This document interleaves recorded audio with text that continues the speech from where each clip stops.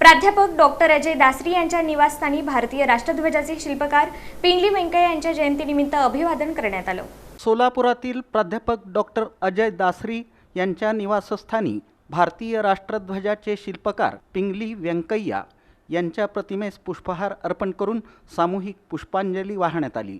उपस्थितांनी राष्ट्रध्वजाच्या शिल्पकाराला विनम्र अभिवादन करत त्यांच्या राष्ट्रसेवेचं स्मरण केलं। पिंगली व्यंकय्या यांच्या जयंतीनिमित्त हा कार्यक्रम घेण्यात आला।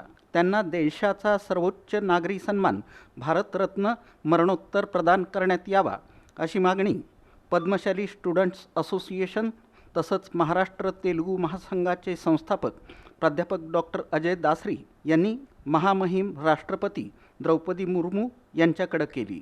यावेळी अशोक इंदापुरे आणि ॲडव्होकेट श्रीनिवास कॅतम यांनी या मागणीला पाठिंबा दिला।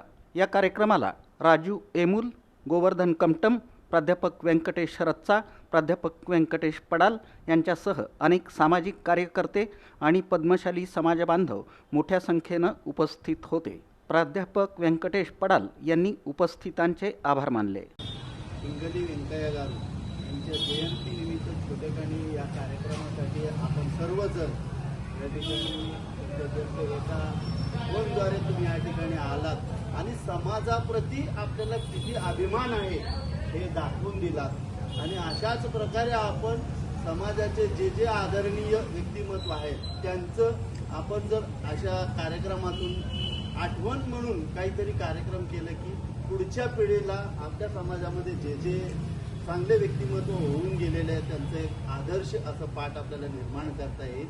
त्यासाठी आपण अशा व्यक्तिमत्वांची खूप मोठ्या प्रमाणात साजरा करूया। पुढच्यापासून पद्मशाली समाजाचे पिंगली व्यंकय्या यांनी जो आज आपण जो तिरंगा झेंडा पाहतो त्या संपूर्ण तिरंगा झेंड्याचं डिझाईन आणि ते सुद्धा आधीच असलं पाहिजे असा त्यांचा आग्रह होता।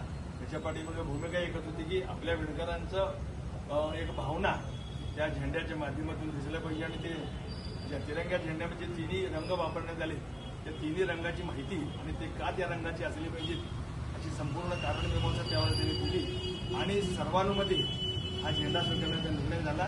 खरं तर आपल्या पद्मशाली समाजाचा असा अभिमान वाटावा असं हे व्यक्तिमत्व आहे आणि आज त्याची जयंती आपण सगळेजण त्यांच्या जयंतीच्या निमित्ताने त्यांना स्मरण करण्यासाठी आलो आणि आपल्याला अत्यंत अभिमान आहे की आज आपल्या देशाचा जो तिरंगा आहे तो आमच्या पद्मशाली समाज बांधवाच्या निर्मितीचा भाग आहे आणि त्यामुळे पद्मशाली समाजाचं नाव अनादी काळापासून आहेच, पण तिथून पुढच्या काळामध्ये सुद्धा तिरंगाच्या माध्यमातून संपूर्ण देशभर आणि जगभर पद्मशाली समाजाचं नाव अत्यंत आदराने घेतलं जाईल।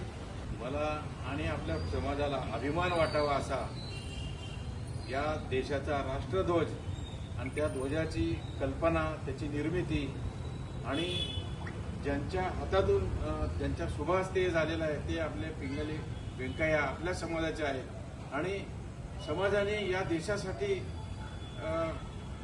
योगदान दिलं आहे असा हा राष्ट्रध्वज आपल्या देशालाच नव्हे तर संपूर्ण विश्वाला एक अभिमान वाटावा अशा पद्धतीचा हा राष्ट्रध्वज आहे। विश्वामध्ये या देशाचं नाव कीर्तिमंत होत असताना त्यांचंही नाव कीर्तिमंत व्हावं की पिंगली व्यंकय्यांच्या मनात जे काय होतं ते आज तरुण मुलांच्या मध्ये सुद्धा ते रुजावं आणि त्यासाठी आपण सर्वांनी मिळून प्रयत्न करूया।